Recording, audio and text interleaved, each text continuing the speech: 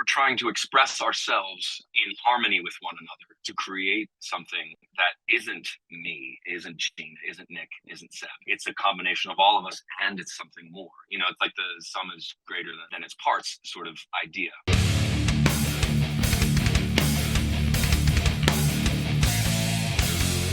GhostCultMag.com welcomes back in our old friend John from Baroness. How are you doing, sir? I'm doing very well. How about you? I'm so good. It's really great to hear from you and see you today. I know you're busy on the road, just put out the record Stone, all these things happening, but first and foremost, I hope everybody in the band is well, and the kickoff to the tour has been hopefully as good as expected. Now my allergies make me want to peel my face off right as we start talking.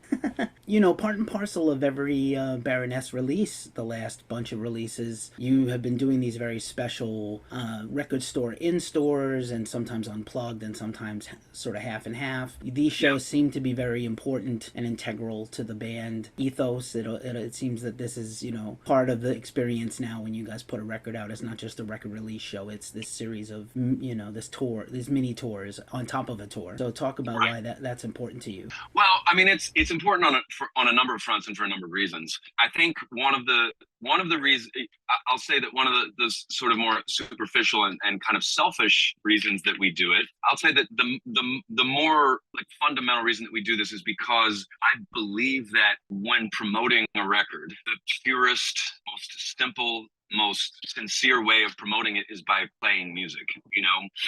I think there has become this sort of status quo that the marketing and promotion cycle for a record is largely going to be social media based. It's largely going to be journalism based. So, it's endless discussions on the phone and via Zoom and all manner of things to promote the record. And we're talking, it'd be great if all we ever talked about in those interviews in advance of the records was the music, but it's not the case.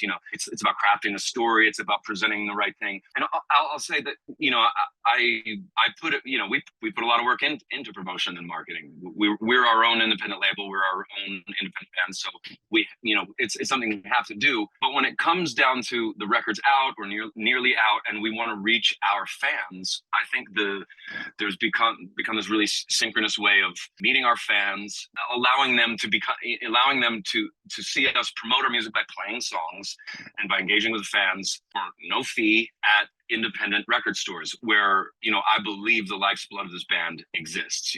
It's for me, there's the band, there's the audience, and we're two critical components of the chain of the music community. There's the venues, which everybody thinks is just mostly an obvious thing. If you live in a city, you've definitely got like a favorite venue to go to. But then it's the independent record stores that I think are sort of that final and critical part of the musical ecosystem that don't get the same type of press. They don't get the same type of lip service. When we come to town, it's like, we're playing XYZ venue. That's the cool spot. That's a cool theater. It's a cool DIY club, whatever. I think a lot of what happens, at this stage in these records is that no one thinks to mention independent retailers because even as I say it, it doesn't have the snappiest title. You know what I mean? These are retail places that are good in a world where retail is, from a musical artistic standpoint, where retails can become this sort of dirty word, when it gets to the Amazon, Spotify, YouTube,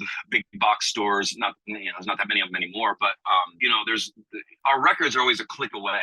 I think the more important thing for our audience to know, and I think a lot of times I'm speaking to the choir, but if we can change one mind a day, then great. What I've always tried to do when we do events, and that includes the acoustic in-stores, that includes the electric in-stores. Sometimes I'll do art pop-ups and things while we're on tour, but I do it in these shops because I think these places are super critical and make up this national, international, sometimes infrastructure of people who essentially treat music the same way that we as musicians do, which is we pour everything we have into it.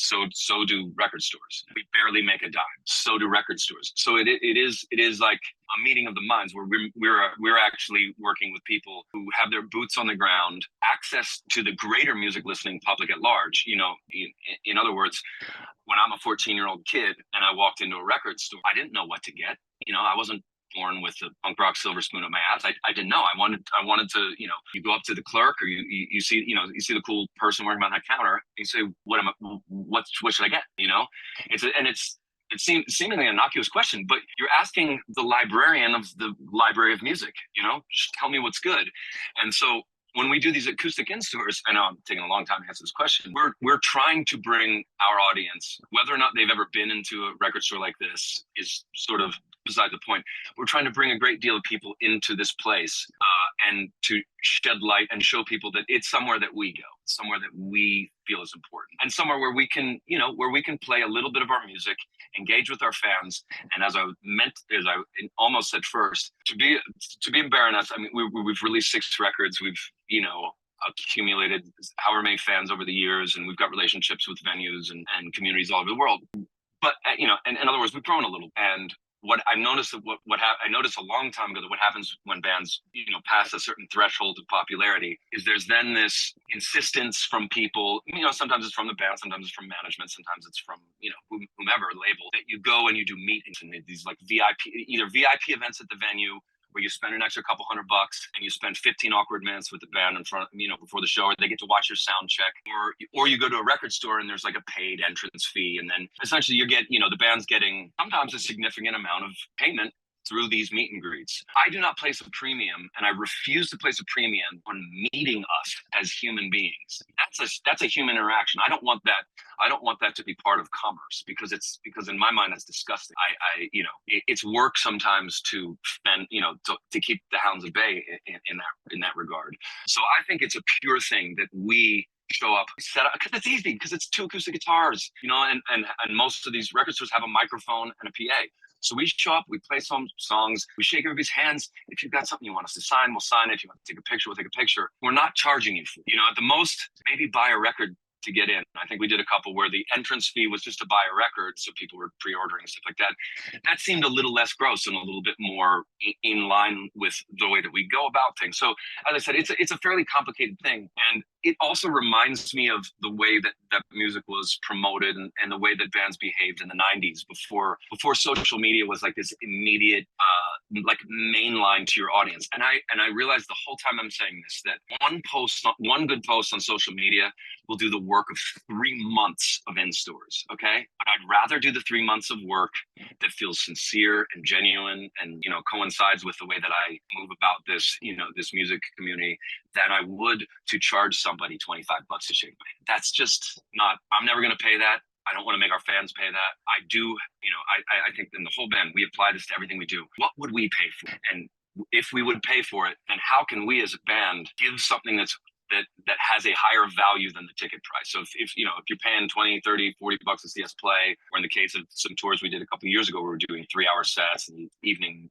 with sort of thing, you know, the tickets were a little bit pricey, but our goal was, how can we present an experience that is more valuable than that ticket price? And that's the only way that any of this commerce and music feels good to me, is when it aligns with our artistic integrity and artistic vision and our creative flow. And I think a lot of times that commerce gets in the way of that. And where, you know, there's potentially thousands of dollars we're missing out on every night by premium price meet and greet that I'm sure some people would pay.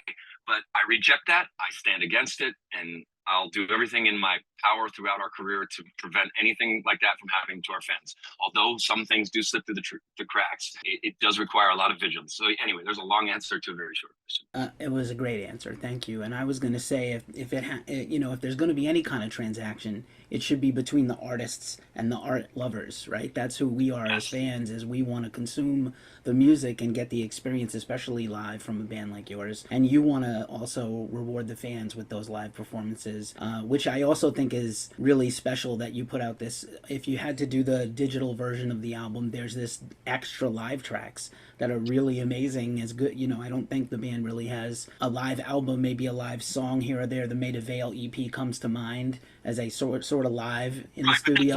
That's live in a studio, so it's a little different. You know, you want the edge, you want the grit, you want the missed notes, the flat fucking singing, you want the core, you want the audience vibing, and you want that, like, that energy is critical for a live recording. And we've been bootlegging our own shows for years now, so we have a treasure trove of these performances.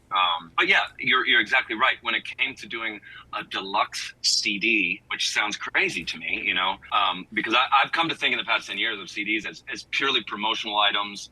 And then, you know, I think there's like there are certain markets that still play CDs, but I mean, if you bought a car in the past 10 years, you don't have a CD player. If you bought a TV or an entertainment system, you don't have it. You know, I guess like if you got PlayStation, you got a Blu-ray player or something. But you know, the thing with creating all these packages is, and you know, whenever you say deluxe, I want to give something. You know, I want our fans and the listener to understand, not just to say, oh, well, it's deluxe because there's like another page of like written stuff or some pictures or whatever. Like, let's give something back. Whether it's a really expanded package that's mind blowing or extra tracks, there's got to be value added on to that original experience, which you can also, you know. And you know, it's been great for us with this record Stone, and our past two records. I think we were sort of, I was finding my footing as a, you know, as running a label. But with Stone, I think because the whole project was baked at home by such a small number of people, and really was a labor of love and blood and sweat and tears. I mean, literal on all fronts from the four of us. It became, you know, doubly important with the release of this record that we just are keeping ourselves busy and trying to make the most of its release as possible. Because once the record's out, now that we're on tour, our whole dedication comes to this live experience, you know, and it's like, I don't settle. I will never settle for just play the hits and get off stage. You know, I know there was a whole discussion about this summer with like, you know, what do you do as a band on a festival stage? You play your hits. And while I sort of partially agree with that, I also reject it on a personal level, because I think that some bands need to stand against the tide, against the wind in that regard, and say, no, the deep cuts are important. We poured our heart and soul into that track that no one ever heard. We're still going to play it if we do. You know, I think I think that we have fans who follow us from show to show. So I don't want to give those, and sometimes it's quite a few people. I don't want to give that part of our audience the same well played but very regimented experience every night. We see most of our songs as being fairly fluid. In that, if the evening is mellow and reflective, we'll play the songs with, you know, maybe we'll back off on the tempo and we'll play a little bit more dynamically, and we'll let some of the valleys be a little deeper and the peaks be a little higher. Some nights the crowd energy just demands up front, you know, face melting intensity, and we'll do that. So I think it's like you change your set list up, you play the songs that you want to play. You know, make sure that the set is balanced enough that it's got the satisfying tracks for people, you know, the Shock Me's and Sweetest Curses and Horses, stuff like that, you know, songs that have become like mainstays for us. Isaac, of course, with Most Nights of the Week. But then in between those sort of cornerstone tracks, we're musicians. We want to play music. We don't want to play parts. We want to feel the music and let it breathe on stage and create those sort of adventures for the audience and for us as well. And I think it's important for us. I think it's important for someone to do, you know, so here we are duking it out and fighting the unwinnable fight. Nice. Helping me with my segues. I love that you mentioned the fluidity of the music, because I feel like the last three albums, coincidentally, the three albums on the Abraxan Hymns label, have become, you know, where you stop distilling your inspirations and it became Baroness music now. And I think that's the expectation of fans. And so you know, Stone could be, and you know, I didn't know what to expect. You know, singles and videos are part of, again, that business part of promoting an album. But when you take the album in as a whole, and I know you're all lovers of music, and you know, albums matter to you, and sequencing matters, and song endings matter, and things. And so I feel like this album is so fluid and could be anything. You have these pastoral, chill, gentle moments and these rageful moments that are epic. So I feel like it's great. You could take us anywhere, and we'll go as fans. Without getting into the highfalutin like artists talking about art thing, I think any musician's doing at a very basic level, channeling energy, you know, pitched energy, or you know, tension energy, or some kind of energy. Like music, that's what music is. It's just sound waves. Sound waves are energy. What we do with that, you know, the idea of energy, yeah, and sort of the idea of like, well, here's a void, here's a vacuum where nothing is. Let's put music in. And I think that you know, what we do as we get older as musicians, if we're clever to it, or if we're interested in it, is we start to understand that, we start to realize that the things we think individually that are important about our role in the music are actually and that, you know, I think what we and Baroness have realized over the past few records certainly is that all of our parts, you know, my role as a guitar player and a singer, Gina's role as a guitar player and singer, Nick's bass keys and Seb's drums. Like, we're trying to express ourselves in harmony with one another to create something that isn't me, isn't Gina, isn't Nick, isn't Seb. It's a combination of all of us, and it's something more. You know, it's like the sum is greater than its parts sort of idea. But in order to do that, you have to supplicate yourself and humble yourself in front of the idea of your music as being something different from you, and that you and your bandmates servants to that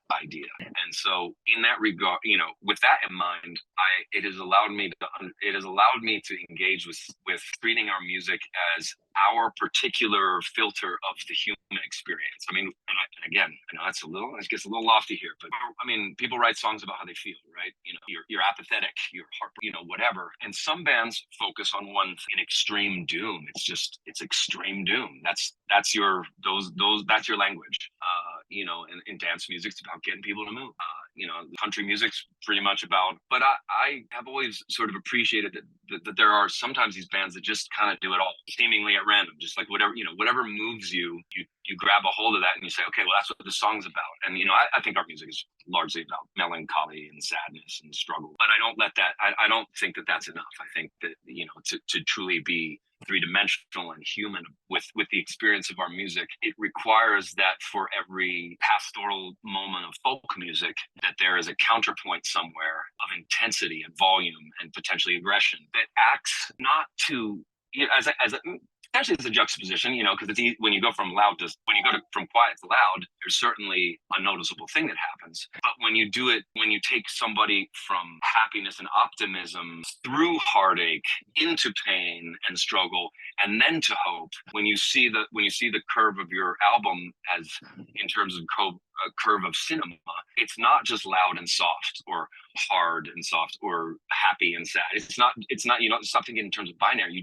Each song generates a mixture of feelings, and when you've got all of those songs and you sort of start to see how they fit with one another in terms of sequencing, then you've got this other dimension. That's the record dimension. Doesn't necessarily mean that it's on stage, but record dimension, I just want to be taken on a journey. I don't want to feel the same way for 45 minutes. I want to feel as many ways as I can, because I think through that 360 dimensionality, like, the thing that we don't intend becomes more prevalent. The thing that we don't have control over, that unique Baronessness, isn't something that we can define and articulate and do. It's not like you know, the four of us, if we were, it's okay, let's make a song that sounds like Baroness. It probably wouldn't. It's when we again, humble yourself in front of your music, realize you're a part of it, the main part, you know, realizing that we're all, you know, that we're just technicians here to add and support this idea, then, you know, whatever it is that we're actually about, which you can hear and I probably can't hear,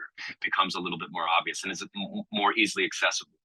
And there's a mystery to that, because we don't understand. It's mysterious to us. If it's mysterious to us, it's mysterious. There is some mystery that gets generated through the speakers. If we know what we're doing and we can articulate it, then it sounds like we know what we're doing. And then to me, like, in this band, kind of sounds like a little bit of a put on. Like, I think our songs are the best when they're just like, when we're just following the melody. Yeah, I mean, it's all, you know, it's kind of like alchemy. Like, there's a certain amount of science to it. But then there's a certain amount of mystery where it's like, where you have known ingredients, you throw them together, through that crucible comes some new element we didn't intend on. You know, it's like part art, part science. And I think that part is really, really interesting. You know, as we learn to control the controllable things, we also understand to let go of the uncontrollable things, and, you know, allow that balance to be set. Wow, I'm sorry, I went real conceptual. This is part of the process. I appreciate you breaking it down, and thank you. One of the things I think that maybe doesn't get discussed quite enough, because of, you know, all this great musicianship and these incredible songs, is your lyrics. And I've always found your lyrics to be, a little puzzle to unravel, and I feel like this album, I could be reading into this and I sound like a dick quoting my own review, but I feel like this lyrics on this album are a little more straight ahead. And also at the same time, I love that you are getting into character much more on these songs, or much more than I have sensed in the past. And I love that you are really, like, laying into, there's some of these long spoken word sections, and even just the delivery of a line seems like very, you know, just great characterizations that bring out the the story of the songs a little more even than in the past. Yeah, I think that I'm glad you picked up on that. It's something that I've had an awareness for that. But I'll say that vocally and lyrically, this is where I, as a musician, have grown the most through our music. With guitar, my limitations are easier to bump up against. And when I bump up against my limitations as a guitar player, I try to push beyond them a little bit, but it's a very slow process, you know what I mean, of getting better. And I actually don't think it's that important that technically I get better as a guitar player, because that has nothing to do with composition. That has nothing to do with song. If I need technical fireworks out of a guitar, it's not me you guys are going to be listening to. It's Gina. She's like a skill set. So again, like part of the an important part of our growth has been in understanding everybody understanding their separate roles and how they can what I do can elevate what my bandmates do and what my band and I do. So I don't have to they don't have to prop themselves up, because here we are. But as far as like lyrics, I think when I'm writing lyrics well, thinking too much. I'm allowing feelings to come out and present themselves in the way that they can. And without getting too deep into it, the past few years have been somewhat miserable in some ways. And I tried, I think the reason the record took a long time to create, because we started, the reason it took a long time to finish was because because we were in a pandemic and I hit a lyrical sort of roadblock, and I didn't realize what was causing it until 2021 when we were out doing some touring. It became clear as day to me that my experience at home is not the one that it offers me nothing, no lyrical sustenance, no vocal sustenance. What I need is to be out in the world. I need to be, I need to be having experiences. I need to see other people. I need to have interactions in order to ground my own feelings and to deal with my insecurities and to deal with, the depressions and the pains and the struggles and everything like that become more visible, more florid in the world. So, so when I came back from tour, I started writing lyrics because we had all this music was done. And I wrote the lyrics in a fairly condensed period of time. And I noticed as I was writing, repeated themes were happening, repeated words were happening. And I thought that was bad at first. I mean, it's maybe it still is, but at the end of it all, I was going back to the lyrics that I'd written that had made it onto the record. It felt almost like I'm singing one song through 10 different filters, like the songs, there's almost like a conceptual purity, because I think maybe what I was going through was like fairly singular and intense. So it just ended up being a bunch of songs that were sort of variations on a theme. Sometimes the lyrics get a little more poetic, sometimes they get a little bit more prosaic. But yeah, I think for me the difficulty has always been in that direct expression without over explaining the plot or the point or the feeling, because I don't think in a very linear way most of the time. The way I sort of think in metaphor, and I sort of think it's very difficult. It makes me it's sometimes very hard for me to get a point across. I actually I don't know how to say, this makes me feel this way. I launch into some 10-minute speech about who knows what, it's like free flowing stream of consciousness. In crafting these lyrics, I did, and in working, Gina and I would work sort of like endless hours in the basement studio, just trying to figure out where to go with this stuff. And the challenge felt like it was all about inhabiting the songs, trying to get into these tunes that we'd recorded a year earlier and that we'd recorded in a really like fluid, non-presumptuous way where we hadn't really worked out all the details. So also I wanted to keep the integrity of that spirit alive when doing lyrics and vocal takes. So I didn't want to overdo anything. I didn't want to think about it. And I really, something that really became important to me over the past 3 or 4 years of touring, that I realized that my performance would be better when I sang the words, when I felt the words as I was singing them, not just spitting them out because those are the words, to try to sing a line with respect to the meaning, to try to feel each of those thoughts in a verse and each of those thoughts in a chorus, but to try to sing the feeling. And I think that became really important to me. It was something I was very eager to try on stuff, was just to really, really make sure that when I'm singing, that I'm not singing a pitch and a sound come up with, but that I'm singing the feeling of a word and the feeling of a thought with that melody. And it adds different stresses, different accents, and it allowed me to to extend the range of my voice a little bit and use some, well, people keep going, oh, it's like kind of crazy, you know, I never heard you speak on record before. But I've done that before.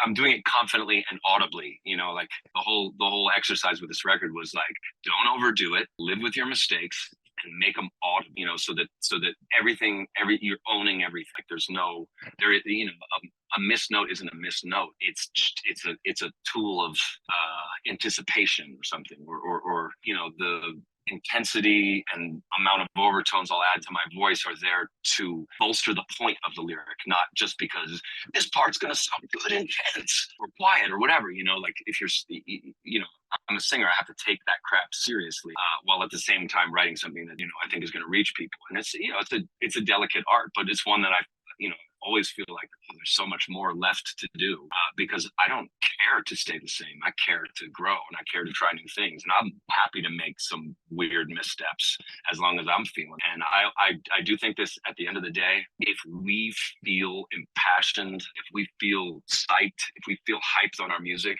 if we buy our bullshit, then it's not the music that reaches the fans. It's that enthusiasm which reaches our fans, because our music is all emotional, you know. It just depends on which emotion you're talking about, but it's all about the feels. All our job is to use the tools that we have, which are our instruments, to support those emotions and those meanings in an unspoken, in a non-analytic and intuitive and reactive way. And I think that's what the record is. Nice. I just have a couple more for you. Yeah, sure. One of my favorite quotes about music, I'm going to paraphrase it badly, is by Vernon Reid of Living Colour, who said that the songs are not finished when they're done recording.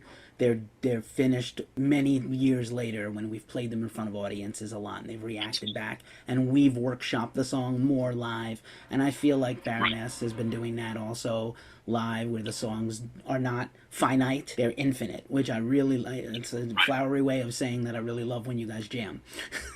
Yeah. And I love it too. You know, I think it's through those jams that we develop a deeper onstage chemistry. I mean, it's you know, and we tried to. That was 100% what we tried to carry into the studio was, can we write a song explaining it to one another? You know, I don't need to tell Gina what I'm about to do. It works because we feel the next note. You know, when there's a harmony, it's not sing this major third or minor third on top of that, and then maybe we'll add a fifth later.